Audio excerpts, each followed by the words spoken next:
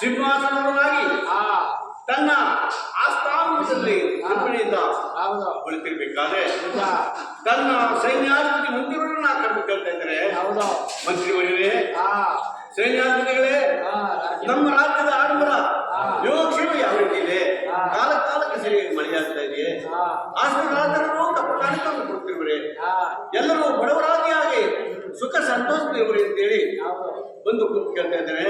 ಆವಾಗ ಅವರವರಿಗೆ ಸಮ್ಮತವಾದಂತಹ ವಿಷಯಗಳನ್ನು ಅವರಿಗೆ ಹೇಳಿದ್ದಾರೆ. ಆವಾಗ ವಿಕ್ರಮರಾಜ ತನ್ನ ಒಂದು ಬುದ್ಧಿಯಿಂದ ಯೋಚನೆ ಮಾಡ್ತಾನೆ. ಅಂದ್ರೆ ಮಾನವನಿಗೆ ಯಾವುದೇ ವಿಚಾರದಲ್ಲಿ ಆಗಲಿ ಒಂದೇ ಸಮನಾಗಿ ಯಾವುದೇ ಇರುವುದಿಲ್ಲ.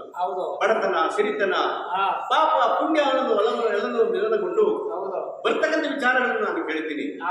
ಆದರೆ ಬಡವರಾದವರು ಬಡವರಾಗಿ ಕಣ್ಣೀರಾಕಿ ಅನ್ನ ನೀರಿಲ್ಲದೆ ಬಟ್ಟೆ ಇಲ್ಲದೆ ಗಂಜಿ ಗಟ್ಟಿಲ್ಲದೆ ಸಾಯ್ತಾರೆ.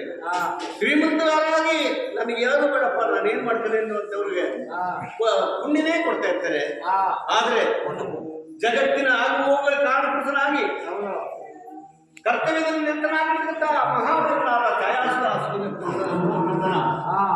ಶನಿದೇವ ಮಾನವನಿಗೆ ಕೊಡ್ತಕ್ಕಂಥ ಕಷ್ಟದ ವಿಚಾರವನ್ನ ಎಲ್ಲವನ್ನ ನಾನು ಹೊರಪಿಸುವ ಅಂತೇಳಿ ಆ ಪಂಡಿತೋತ್ತಮರು ತಮ್ಮ ಯಾವನ್ನ ಕೈ ಇಟ್ಟುಕೊಂಡು ಆಸ್ಥಾನಕ್ಕೆ ಬಂದಿದ್ದಾರೆ.